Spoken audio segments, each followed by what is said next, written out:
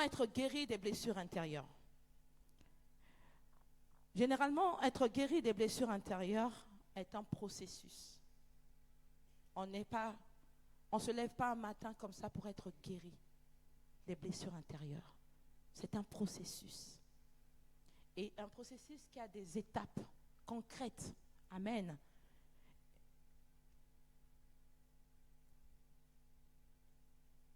Pour être guéri, il y a des étapes. En tant que des humains, vous savez, on a un cœur. Et dans le cœur, il y a le sang. Amen. Une personne ici ne peut pas se lever et me dire que moi, je n'ai jamais été blessée. Je n'ai jamais eu des blessures intérieures. Si tu es là, j'aimerais bien te voir. Il faut juste lever la main et nous allons acclamer pour toi. Parce que tu es extraordinaire. Et je viendrai vers toi pour que tu me donnes le secret, ton secret. Amen.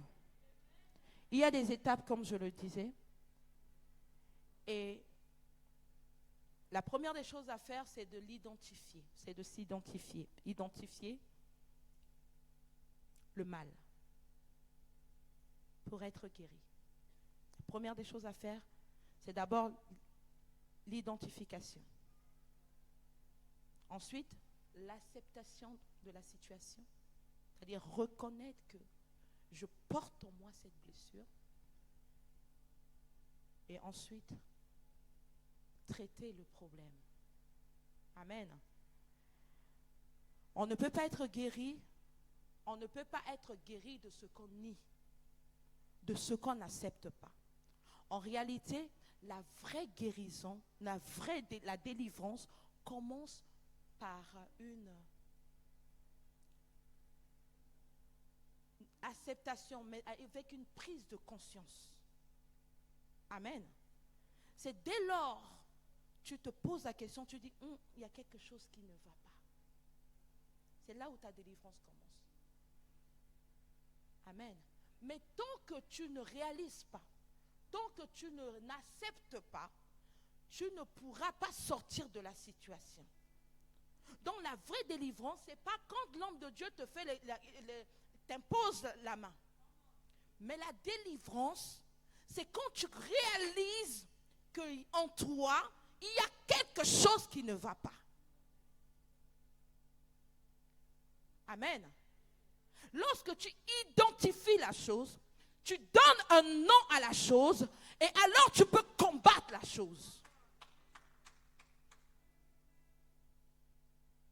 Alléluia. Il faut nommer le mal, cibler le mal et ensuite combattre le mal. Est-ce que quelqu'un me comprend ce matin?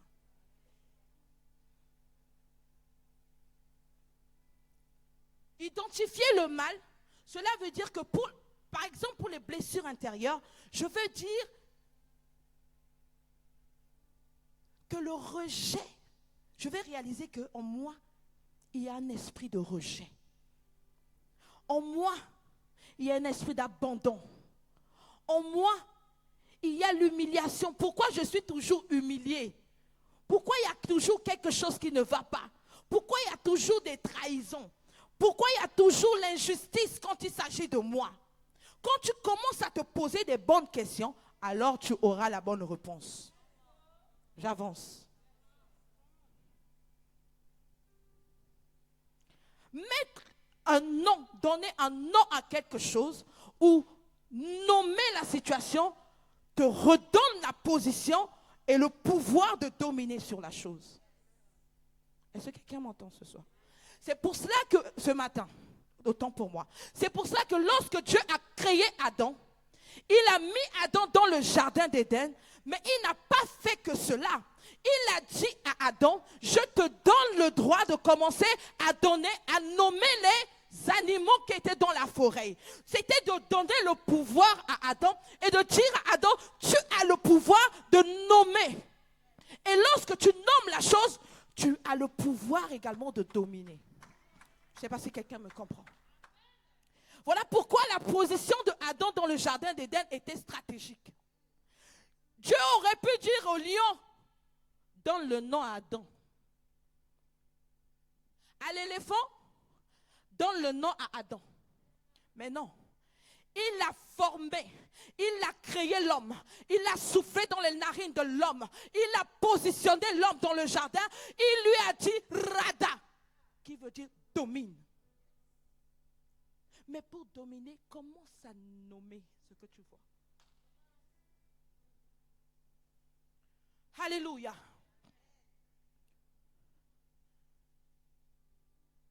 Le livre de Psaume 42, Régie, Psaume 42, 6 nous dit ceci. Vas-y mon fils. Psaume 42, à partir du verset 6 nous dit ceci.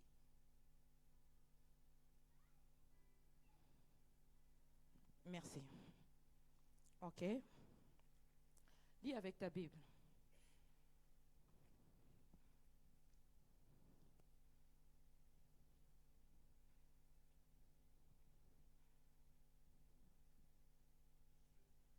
Psaume 42, verset 6. David dit ceci. Mon âme, pourquoi t'as battu au-dedans de moi? Ça, c'est notre façon. Pourquoi t'as battu mon âme et gémis-tu au-dedans de moi? Espère en Dieu.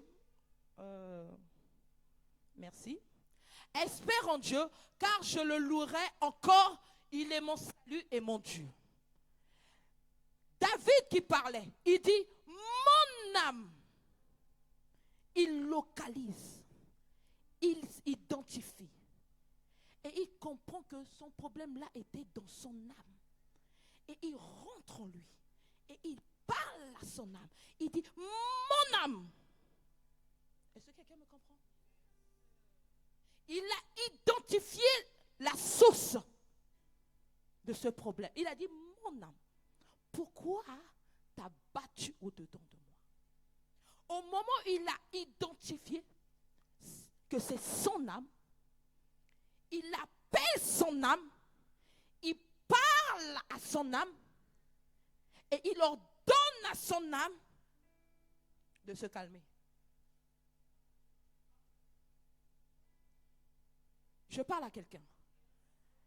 L'identification est importante. Le problème, c'est que nous vivons les choses,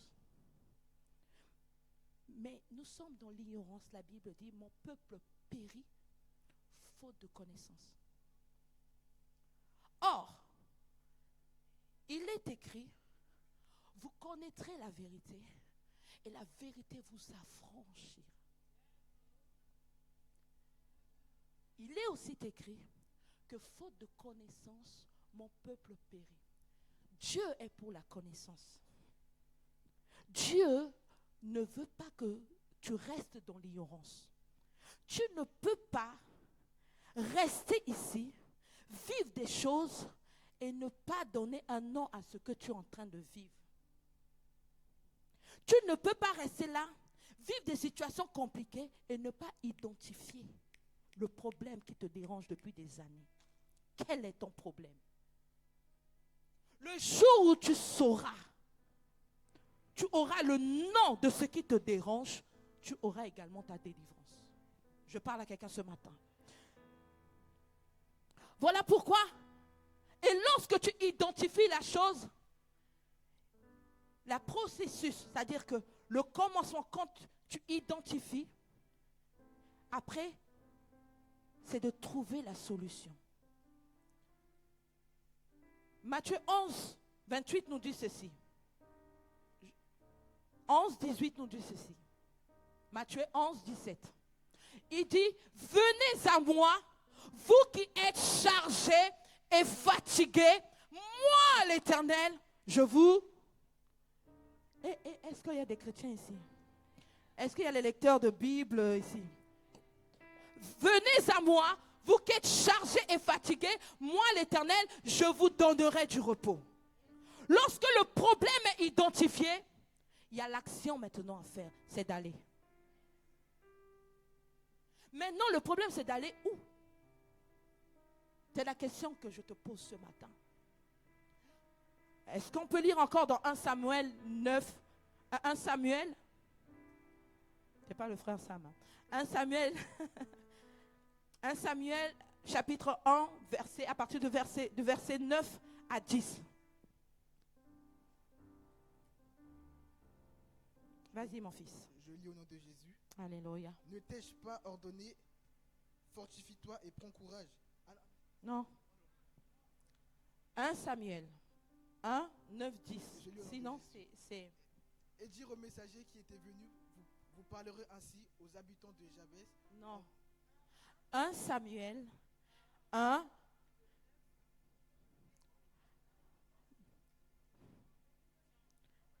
C'est 9, verset 9.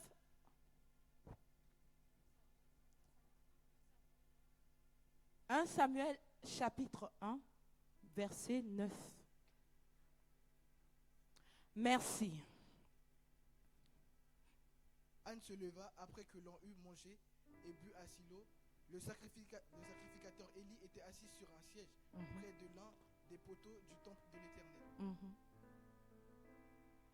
10.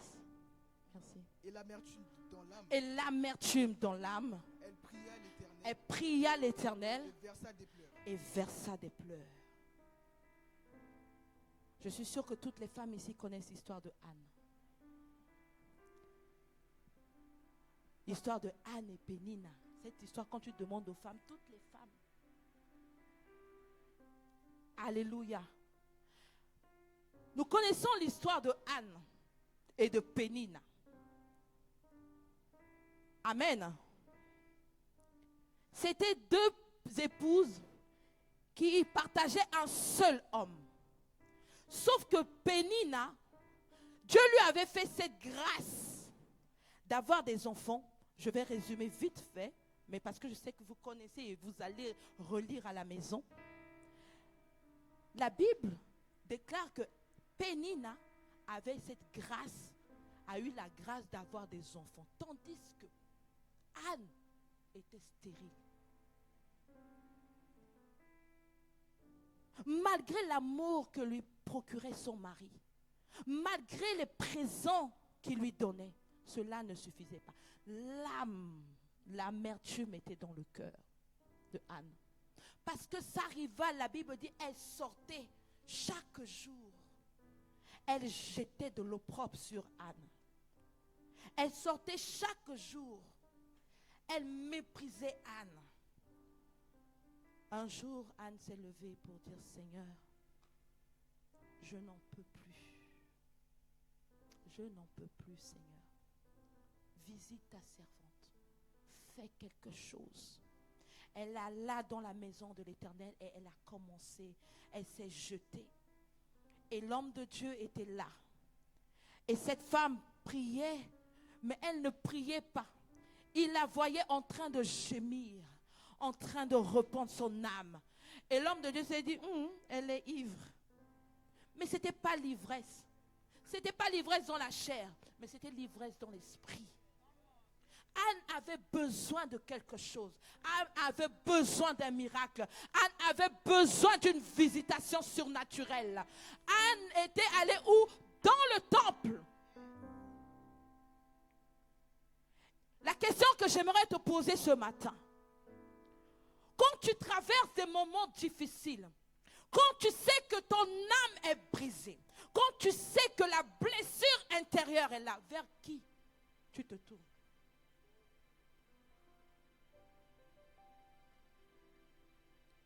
À qui tu te confies? Le problème avec nous, c'est que quand nous vivons des situations compliquées, nous aimons bien aller pleurer chez les hommes. Nous aimons bien aller pleurer chez le voisin d'à côté. Nous aimons bien aller vers des personnes qu'il ne faut pas. L'homme ne t'apportera, je dis, l'homme peut venir te consoler, te dire des mots pour te consoler. Mais l'homme n'emmènera pas le surnaturel dans le naturel dans ta vie. Est-ce que quelqu'un m'entend? Non.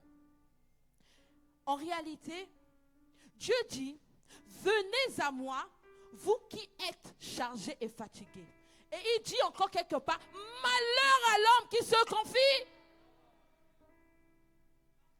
La guérison intérieure des blessures intérieures commence lorsque tu sais là où tu dois te positionner par rapport à ton Dieu. Je vais encore le redire bien. Lorsque tu connais le point de rencontre, lorsque tu sais que la solution ne se trouve pas chez A ou B, mais se trouve dans la présence de Dieu. Il n'y a pas plus meilleur que la présence de Dieu, mes chers amis. En ce qui concerne les blessures intérieures, il n'y a que Dieu. Parce qu'en réalité, le pardon est divin. Je dis à quelqu'un, le pardon est divin. C'est pour ça que le pardon n'est pas donné à tout le monde. Tout le monde ne sait pas pardonner. Pour être guéri, il faut accepter ce processus-là. Et il n'y a que Dieu qui va créer en toi. La Bible dit, il crée en nous le vouloir et le faire. Ce n'est pas un homme, ce n'est pas la main d'un homme, mais c'est Dieu qui fait les choses. Voilà pourquoi, quand nous traversons, quand tu identifies le problème, va devant la croix. Va dans la présence de Dieu. Agenouille-toi, dis Père, me voici. Voici mon âme. Voici les blessures que je porte en moi. Seigneur, si tu ne fais pas, qui fera? Si tu ne me donnes pas la force, si tu ne me délivres pas, si tu ne me guéris pas, qui fera? Voilà pourquoi c'est toi qui as les paroles de la vie. Parce qu'en réalité, quand on est dans cette position, on est mort. Quoique vivons, mais on est mort à l'intérieur. Voilà pourquoi on vient dans la présence de Dieu. À qui irions-nous? C'est toi qui as les paroles de la vie. Ce chant-là, j'aime beaucoup. Jésus,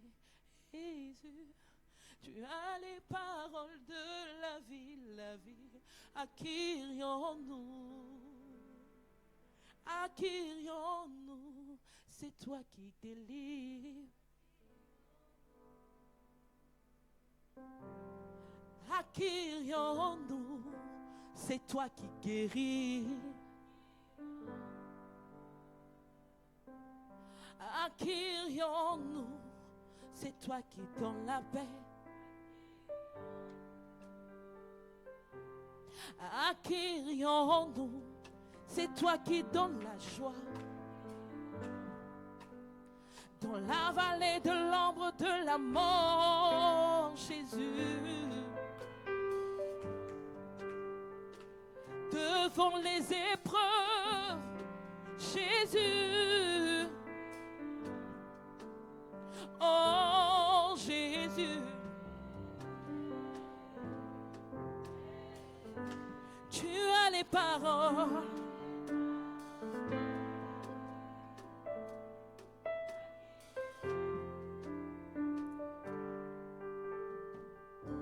Des fois, nous chantons les chansons, mais il faut comprendre. Il faut vivre ce que nous chantons. Il a les paroles de la vie. Où vas-tu quand tu identifies le problème que tu portes en toi? Là où tu dois aller, c'est dans la présence de Dieu, au pied du Maître. Souvent, nos blessures commencent dès la naissance, dès l'enfance. Et même, je vais être dans le ventre même de ta maman. Ça commence là. C'est pour ça que quand une femme est enceinte, il faut la préserver. il faut la préserver. J'ai assisté à des délivrances où la vie de l'enfant a été hypothéquée depuis le sein de sa mère. L'enfant vivait le rejet terrible. Et quand j'étais à l'école des prophètes, on nous apprenait la délivrance, mais on pouvait prier pour cette personne-là, mais l'esprit ne quittait pas. Alors, on a compris que le vrai problème n'était pas identifié. On lui a demandé de faire des recherches. Cette personne est repartie à la source, à l'origine là-bas. Elle a commencé à poser des questions. Maman, comment ça s'est passé ta grossesse, ma grossesse? Quand tu étais enceinte, comment ça s'est passé et tout? Et la maman a commencé à raconter à l'enfant que toi là, j'ai essayé de t'avorter même combien de fois, mais ça n'a pas marché. J'ai pris des médicaments, j'ai fait ceci, j'ai fait cela, mais ta grossesse a résisté. Alors on a identifié le problème. Le rejet que l'enfant la vit, quand elle est avec un homme, ça ne reste pas, ça part. Échec sur échec, ça n'aboutit jamais. Toujours rejet. Aujourd'hui, je t'aime chérie, moi non plus. Demain, bye bye. Des rejets sur rejets. Avec les amis, aujourd'hui on est copines, demain on n'est plus copines. On ne sait pas ce qui s'est passé, il y a le rejet. Et c'était comme ça, c'était un cycle. Quand on a compris que le problème, c'est que l'enfant dès le ventre était déjà rejeté, alors il nous faut une réparation. Et on a prié, cette fois-ci, Dieu a brisé le cycle. Parce que la maman a ouvert sa bouche pour dire, Seigneur, je me repens de l'acte que j'ai posé et qui poursuit aujourd'hui mon enfant. Vous voyez, c'est pour ça que c'est important de passer par la cure d'âme. Ceux qui sont sceptiques à ça, je vous dis, vous-même, vous êtes en train de hypothéquer votre vie. Il y a des choses que vous ne savez pas. Souvent, nos blessures viennent de l'enfance ou des échecs que nous avons vécus dans la vie. Des choses bizarres.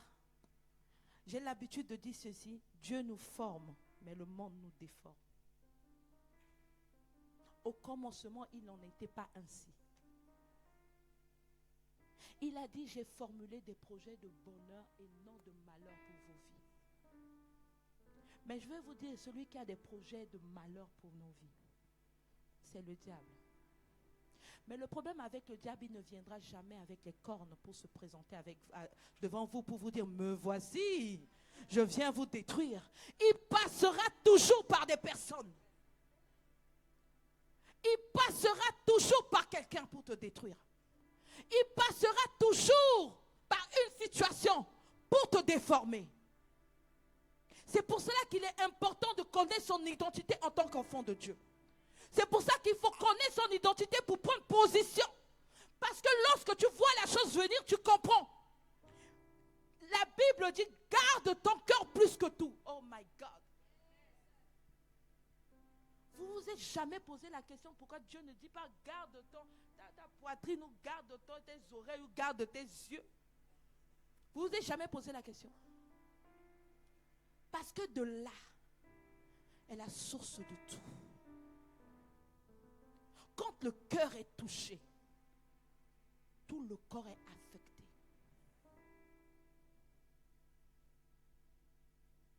Garde ton cœur plus que tout, car là où se trouve ton cœur, c'est là où est ton trésor. Garde ton cœur. Les blessures que nous subissons dans la vie, le but c'est de nous déformer. C'est de changer notre identité initiale. C'est pour ça, ne laisse jamais quelqu'un t'atteindre. Sur le coup, tu reçois, ça fait mal. Mais va dans la présence de Dieu. Dépose. Enlève ça. Tu déposes. Tu dis, Seigneur, ça, c'est pas pour moi. Je ne vais pas laisser ça en moi. Parce que c'est un poison.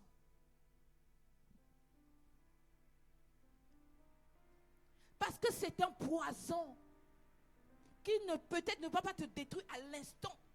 Mais avec le temps, tu vas mourir.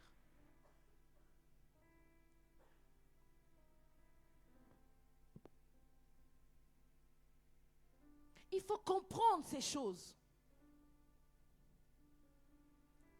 Quand tu comprends, ça te permet de prendre du recul. Et il ne faut jamais accepter quand tu vis des choses. Il faut apprendre à te pardonner toi-même. Est-ce que vous comprenez? Moi, j'avais ce problème. J'avais ce problème. Quand je vivais les choses compliquées, je pardonnais aux autres. Mais moi-même, je ne me pardonnais pas. Si je faisais des erreurs, il m'arrivait de faire des erreurs. Je partais dans la présence de Dieu, j'ai dit, Seigneur, pardonne-moi. Ta parole dit que lorsque nous te demandons pardon, tu nous pardonnes. Tu pardonnes non seulement, tu effaces et tu jettes dans l'oubli. Ça, c'est la parole, je connais. Hein. Quand je pars dans la présence de Dieu, je dis ça. Mais moi-même, je ne me suis pas pardonné. Est-ce que vous comprenez? Quelqu'un a déjà vécu ça? À chaque fois, quand je reviens, quand je veux faire l'œuvre de Dieu, c'est comme si je me culpabilise. Je me culpabilise. Mais n'est-ce pas que je suis allée dans la présence de Dieu, j'ai demandé pardon et la Bible me dit que quand je demande pardon, c'est pardonné? La Bible dit non. Donc c'est la vérité. Mais pourquoi est-ce que je culpabilise? Parce que je ne me suis pas pardonné. Et beaucoup d'entre nous sommes dans cette situation. Nous sommes là, nous vivons le passé, nous ressentons les choses alors que Dieu, il a déjà oublié, il a déjà pardonné. Mais puisque toi-même, tu ne t'es pas encore pardonné, tu es resté figé sur ça. Et comme si le temps s'est arrêté sur toi. À chaque fois, tu te culpabilises. À chaque fois, moi j'avais fait ça, vraiment j'avais fait ça. Mais Dieu t'a pardonné. Pourquoi toi-même tu ne te pardonnes pas? Si toi tu ne te pardonnes pas, il y a un problème. Parce que le diable prend ça pour te culpabiliser avec. Et la Bible dit que c'est un menteur. C'est l'accusateur. Alléluia. Et beaucoup de personnes ont du mal à pardonner. Vous savez pourquoi? Ce que le pardon n'est pas. Et ça, si vous comprenez, ça va vous éviter de rentrer dans les choses. Avant le baptême de la dernière fois, il y a une personne qui m'a posé la question. Prophétesse Inès, est-ce qu'on peut pardonner et ne pas... Tu te rappelles? Est-ce qu'on peut pardonner et ne pas renouer avec la personne? C'était ça la question. Est-ce qu'on peut pardonner et ne pas renouer avec la personne? Parce que cette personne culpabilisait. Parce qu'il y a eu une cassure. Il s'est passé quelque chose. Et elle se dit qu'elle a pardonné la personne. Mais elle n'arrive plus à s'attacher avec la personne. Vous comprenez ce que je veux dire? Et ça la culpabilisait. Donc pour elle, elle se dit, je n'ai pas encore pardonné. Si je réagis comme ça, ça veut dire que je n'ai pas encore pardonné. Alors, j'ai compris que le problème de cette personne, c'est qu'il y avait une confusion. Voilà pourquoi ce matin, je sais que beaucoup d'entre nous, nous sommes dans cette situation. Nous avons du mal à pardonner parce que nous ne savons pas réellement c'est quoi le pardon. Je vais vous dire tout simplement ce que le pardon n'est pas.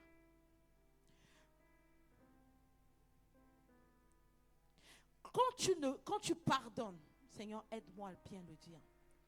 Quand tu pardonnes, cela ne veut pas dire que tu as accepté, que le mal est acceptable. Est-ce que tu comprends? Quand tu pardonnes, cela ne veut pas dire que tu as accepté que le mal est acceptable. Non. Quelqu'un comprend ou pas?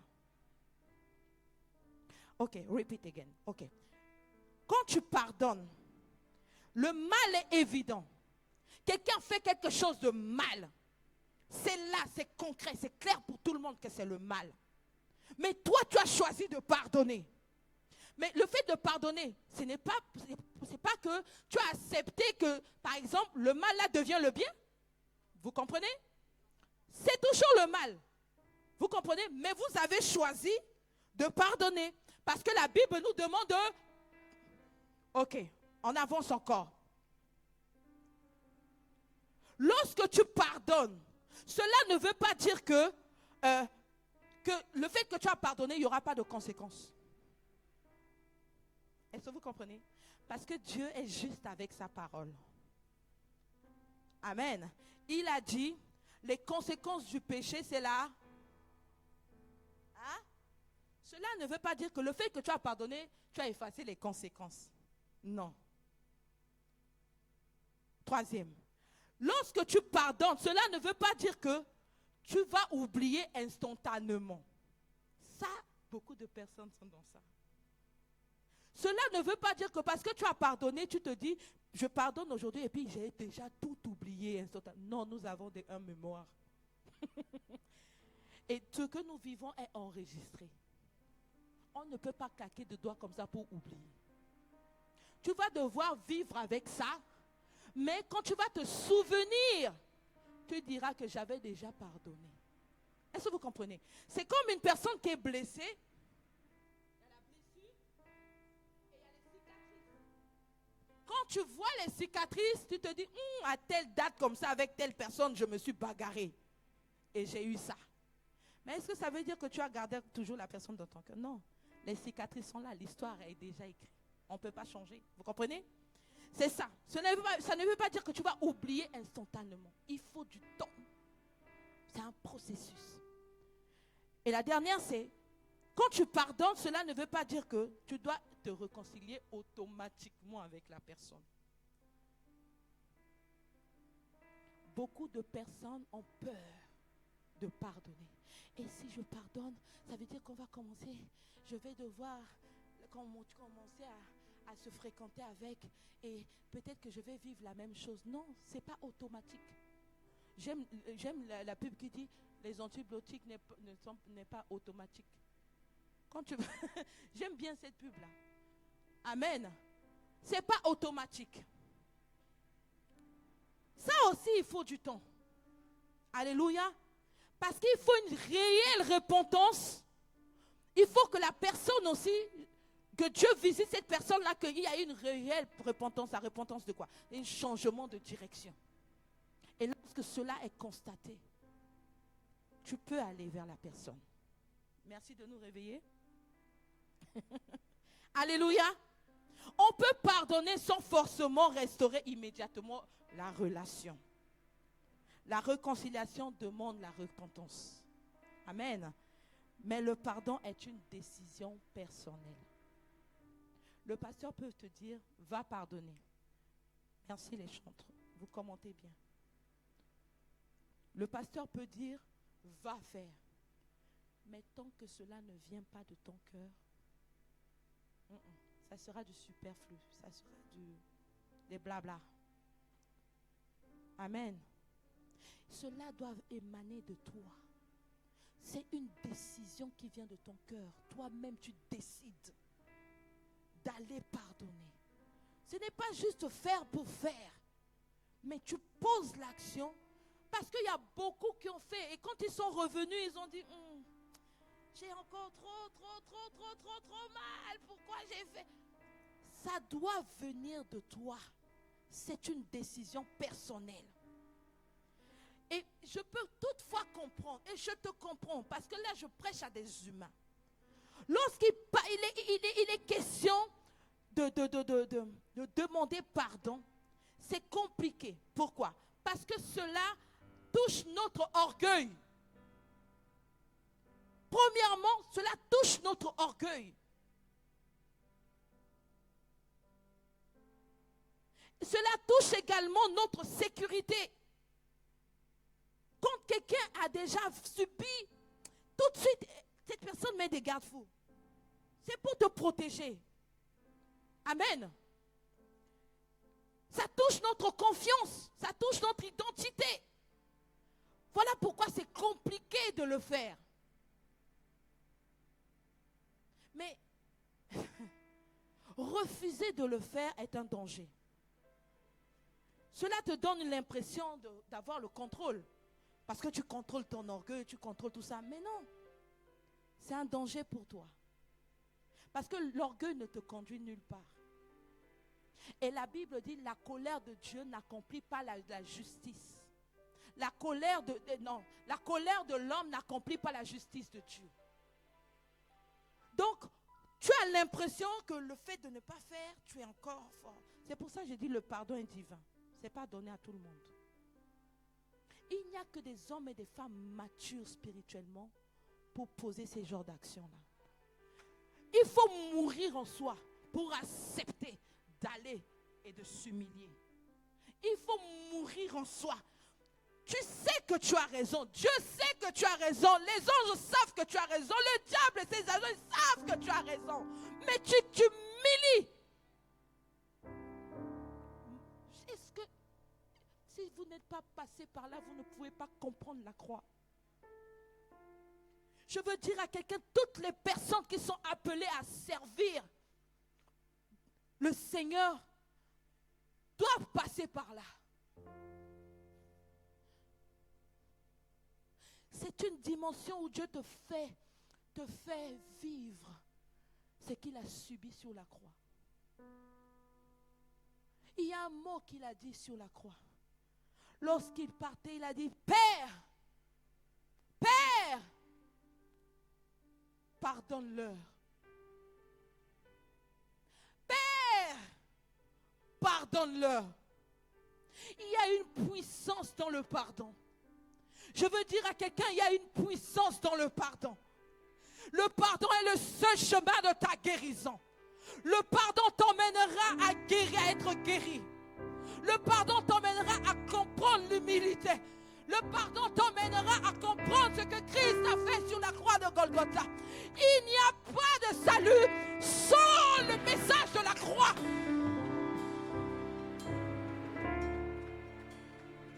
Nous pouvons dire tout ce que nous voulons. Mais lorsque tu vas dans la présence de Dieu, Dieu te dira, le seul chemin pour être restauré, pour que tu sois guéri dans tes blessures intérieures, c'est de pardonner. On ne négocie pas avec ça. Je ne sais pas pourquoi.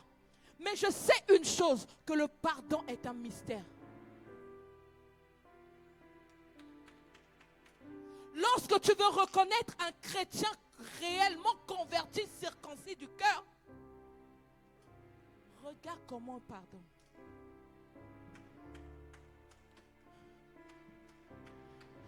Regarde comment cette personne a la capacité de pardonner devant une situation. Une situation où tu sais que tu as raison. Tu as les preuves qui prouvent que tu as raison. Mais Dieu te demande. C'est à toi d'aller pardonner. C'est à toi d'aller demander pardon. Ça, c'est encore une autre dimension. Pardonner et demander pardon. C'est différent. C'est deux choses différentes. Je viens te pardonner. C'est différent que je viens te demander pardon. Est-ce que quelqu'un me comprend? Beaucoup pardonnent. Beaucoup peuvent avoir la force de pardonner. Mais beaucoup n'ont pas cette force de venir demander pardon. Parce que demander pardon là, il faut mourir. Il faut mourir. Si tu es trop vivant là, tu ne peux pas. Parce que c'est là où l'orgueil va te présenter. C'est là où les raisonnements vont se présenter. C'est là où je te dis que c'est un combat.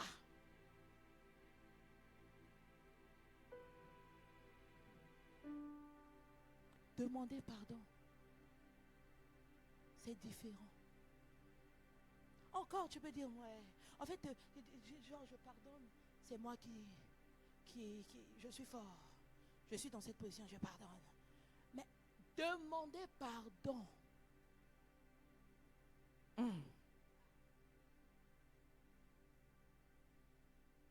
Mais je vous assure, c'est le secret des grands hommes.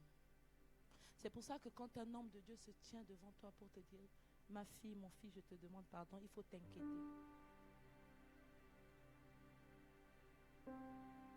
Il faut t'inquiéter. quand un homme de Dieu, un oint de Dieu, celui sur qui on a versé l'huile, on a consacré,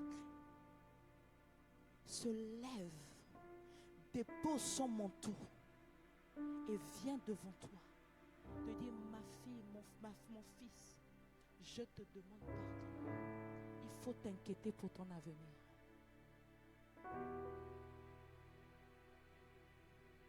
Je parle à quelqu'un.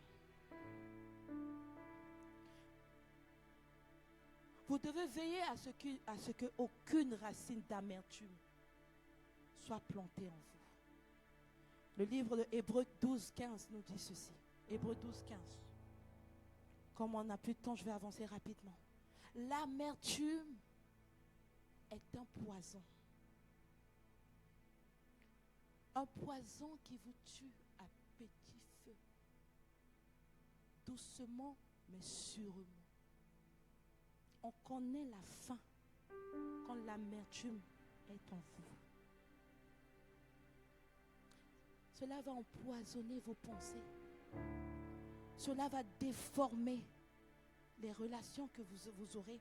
Cela affecte votre santé spirituelle et mentale et physique. L'amertume. Oui, tout ce qui est maladie psychosomatique, ça sort de là, ça vient de là. AVC, estomac, ceci, c'est les maladies normalement qui ne devaient pas être maladies. Psychosomatique, ça découle de là. Donc ça vous affecte, ça affecte votre santé. Et cela encore nous rend prisonniers du passé. L'amertume. L'amertume te garde en prison et fait même en sorte que tu ne peux pas avancer dans la vie. Parce que tu es tellement amer.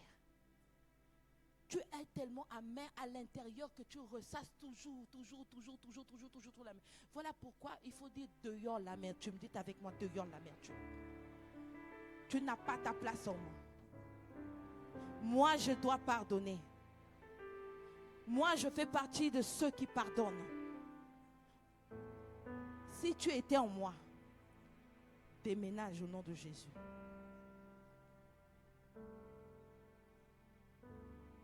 Alors, je vais finir en disant ceci. Concrètement, si tu me poses la question, Maman Inès, comment pardonner? Je te dirais,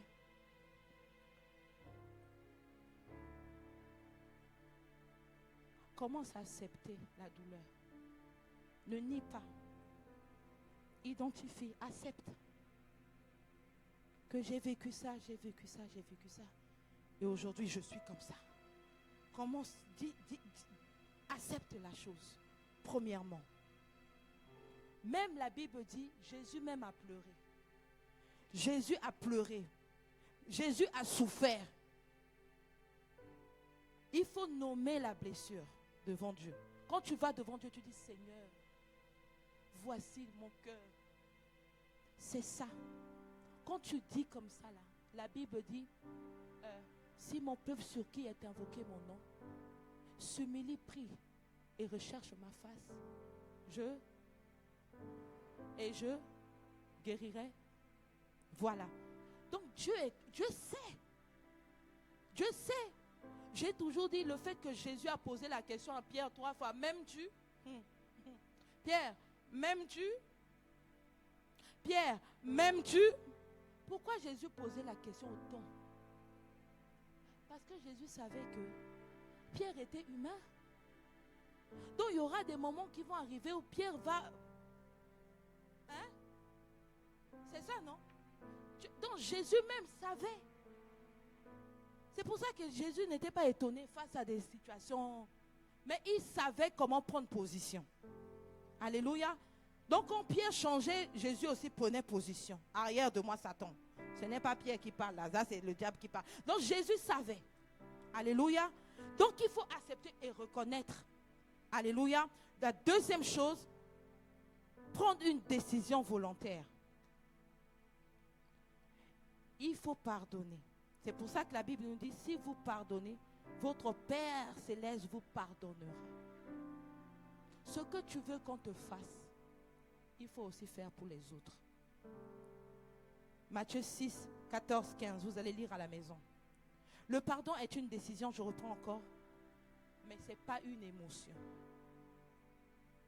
Beaucoup sont dans les émotions. Beaucoup posent des actes parce qu'ils sont animés par des émotions. Mais après, ils rentrent, après, ils commencent à regretter. Et le regret, là, ça ouvre encore une porte. Non, le pardon est une décision. Quand tu décides de le faire, fais-le bien et fais-le pour toujours. Ne fais pas sur le coup des émotions. Oh, le pasteur a dit. Oh, on était à l'église là-bas. Et puis c'est ici, c'est là. Et je suis allé faire. Non, le pardon est une décision personnelle. Je le dis bien, ce n'est pas une émotion. Amen. Mais par contre, pendant que tu sens que si tu n'es pas encore prêt, prie beaucoup pour ton cœur. Prie beaucoup que Dieu te donne la force. Prie beaucoup que Dieu t'inspire. Prie beaucoup que Dieu te donne la force de poser l'acte. Alléluia. Prie beaucoup, Seigneur, aide-moi. Seigneur, tu sais que moi-même, je ne peux pas. Et Seigneur, pardon. Moi, ce n'est pas possible. Mais toi, en moi, cela devient possible. Parce que la Bible dit, ce n'est plus moi qui vis, mais c'est Christ qui vit en moi. Si Christ vit en moi, alors la nature de Christ doit se former en moi. Donc, moi-même dans la chair, je ne peux pas. Je supplie le Seigneur. Je dis, Seigneur, toi, donne-moi la force de le faire. À moins que tu n'es pas en moi. À moins que tu n'es pas en moi. Et surtout ceux qui sont appelés à servir le Seigneur. Là où le Seigneur brise, c'est à ce niveau-là. Là où le Seigneur aime tailler, c'est à ce niveau-là. Parce que si tu n'as pas le cœur de pardonner, tu ne peux pas te tenir ici chanter. Tu ne peux pas te tenir ici prêcher. Tu n'as pas le choix. Parce que si tu ne pardonnes pas, le ciel est fermé. Tu peux beau crier, j'abracate, je fais, j'ouvre, je fais. Le manque de pardon là, c'est arrêté comme ça, surtout comme ça. Le manque de pardon là même est donné. Parce que c'est une porte. Donc même quand c'est difficile, fais. Fais. Et pleure devant Dieu. Seigneur, je le fais pour toi. Seigneur, je fais pour toi. Je fais pour toi. Alléluia. Je le fais pour toi. Je le fais pour ton amour. C'est ton amour parce que je ne veux pas que tu me prives de ta présence. Ne me prive pas de ta présence. On peut tout m'enlever. Enlevez-moi tout. Enlevez-moi la richesse. Enlevez-moi les choses que je possède. Enlevez tout. Mais ne me privez pas de la présence de Dieu. Alors si le manque de pardon doit te priver de la présence de Dieu, c'est un problème. Est-ce que vous êtes avec moi ce matin? Est-ce que vous êtes là? Troisième point, remettre la justice à Dieu. Remettre la justice à Dieu. Il a dit, à moi la justice, à moi la vengeance. Il a dit, Dieu a tout prévu. Dieu sait que tu peux vivre des choses, de l'injustice, tout ça. Mais il ne te demande pas à toi de trancher. Il dit, ça là, il faut me laisser faire. Parce que quand Dieu fait ton palabre, il le fait proprement. Quand Dieu veut te justifier, il te justifie bien. Ce n'est pas la justice des hommes, mais la justice de Dieu. Quand quelqu'un te fait du mal, même si tu ne vois pas la personne comme ça, mais la personne te voit dans ses songes là-bas. Aïe, aïe, aïe. J'aime ça. J'aime quand Dieu vient. Ton ennemi, celui qui t'a fait du mal, celui qui t'a condamné, celui qui t'a fait du mal, dans la nuit, fais un songe où il te voit en train de te marier, ta belle robe de mariage.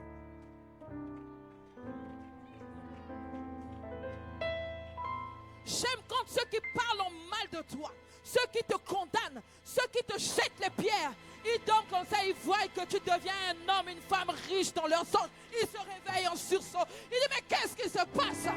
Je suis en train de souhaiter le mal, mais qu'est-ce que tu me montres? C'est la justice de Dieu. Dieu te montre que ce que tu penses n'est pas ce que je pense. La pensée de Dieu n'est pas la pensée des hommes. justifier. Des fois même, je te justifie bien. Mais les gens ne peuvent pas venir te dire que je suis en train de vivre ça. Je suis en train de vivre. Il faut subir dans leur chair. Il y a un temps pour toutes choses. Il y a un temps où tu pleures. Il y a un temps où tes ennemis doivent pleurer aussi.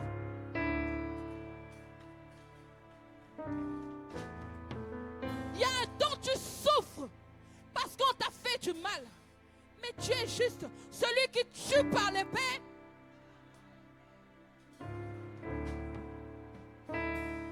Remets à Dieu la justice. Dis à Dieu, Seigneur, tu as dit à moi la vengeance. Dans le livre de Romains 12, 19.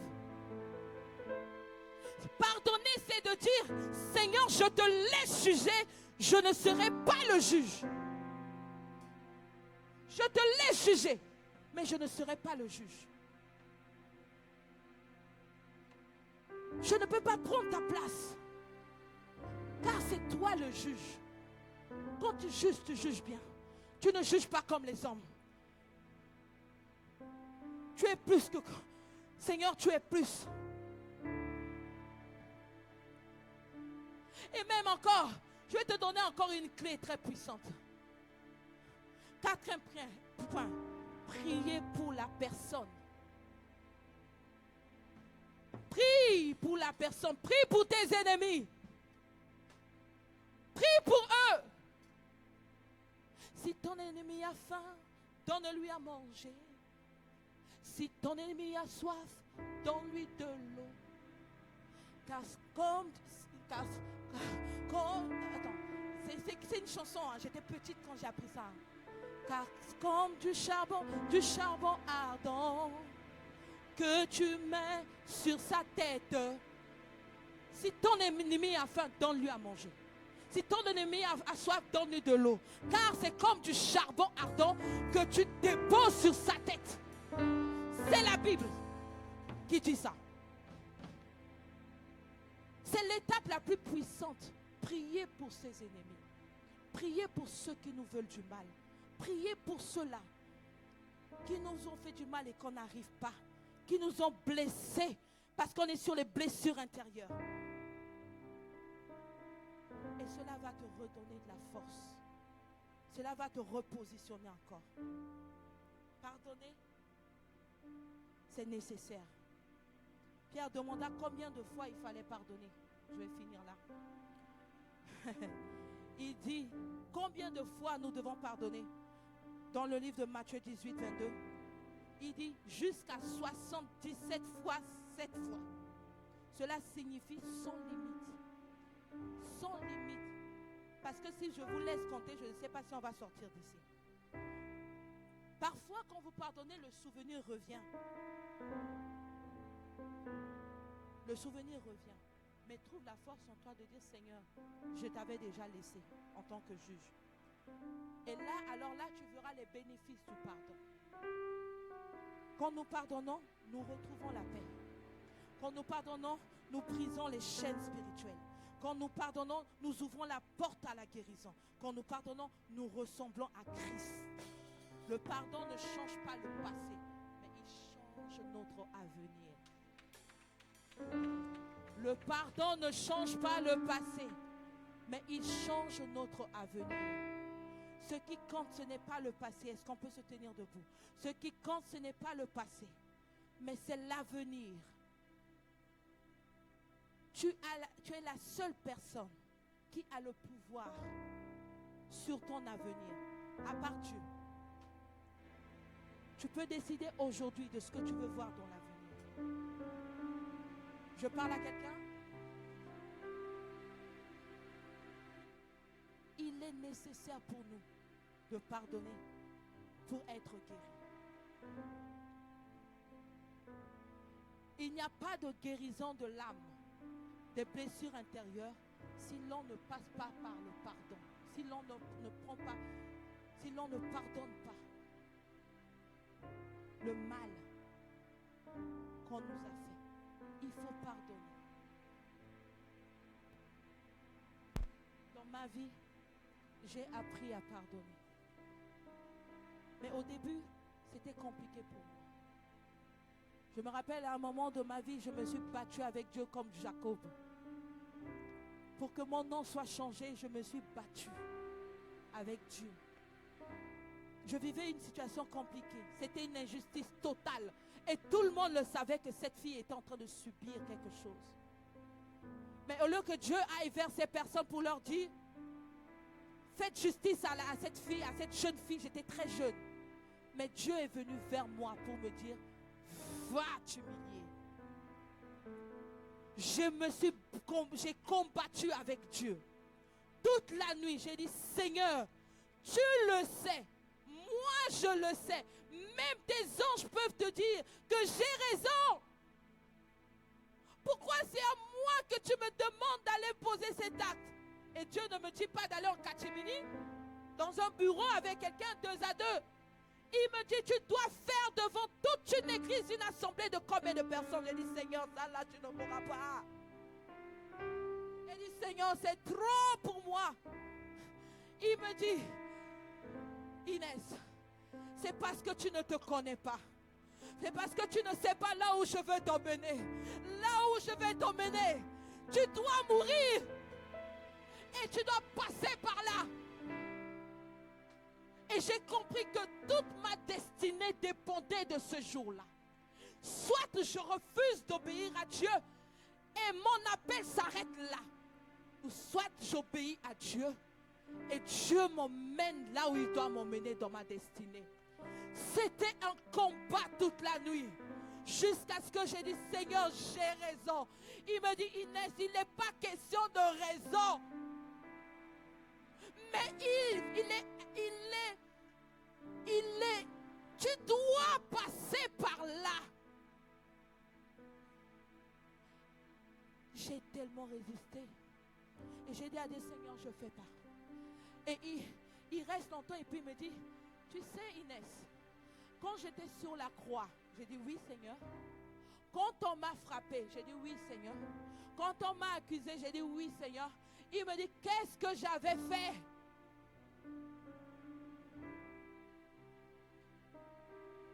Est-ce que j'avais fait le mal? J'ai dit non Seigneur. Il me dit oui, c'est dans cette dimension-là que je vais t'emmener. Accepte de porter ta croix. Va t'humilier. Et j'ai commencé à négocier à Dieu. J'ai dit, Seigneur, si j'arrive devant l'église, si 2 personnes me disent bonjour, je le fais. Si 2 personnes ne me disent pas bonjour, je ne le fais pas. Si le pasteur me donne le micro au hasard, je le fais. Si le pasteur passe devant moi et ne me regarde pas, je ne le fais pas. J'ai commencé à négocier avec Dieu. Plein culte, j'étais derrière. Cette situation était tellement compliquée que j'étais rejetée, j'étais derrière. Plein moment d'adoration, le Saint-Esprit me saisit derrière. C'était plus moi qui avais le contrôle. Il m'a ramené jusque devant l'assemblée.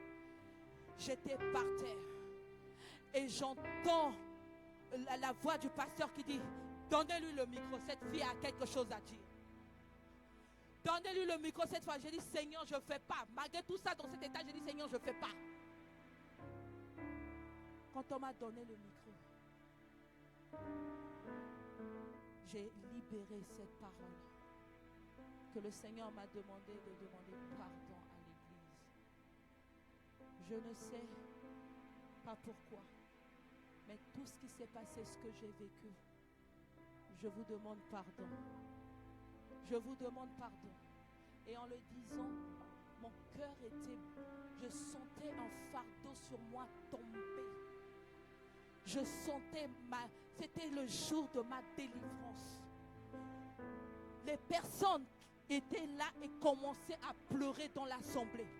Parce que tout le monde savait que cette fille vivait l'injustice. Mais comment ça se fait que c'est elle qui vient encore demander pardon? Et Dieu a commencé à me justifier. Le jour même, quelque chose s'est passé. Dès que j'ai demandé pardon, je suis partie. Tout le staff a été mis sous discipline. Parce que Dieu a ouvert les yeux de tout le monde pour dire que, vous voyez, ce n'était pas elle le problème, mais c'est vous le problème. Dieu m'a justifié ce jour-là. Et ma vie a complètement changé. Ma destinée a complètement changé. Mon ministère a complètement changé. Parce que j'ai obéi à la voix de Dieu. Si tu es là ce matin, je t'en supplie. Tu ne sais pas ce qui t'attend dehors. Tu ne sais pas. Il faut que tu acceptes la voix de Dieu. Obéis à Dieu. Incline ta tête.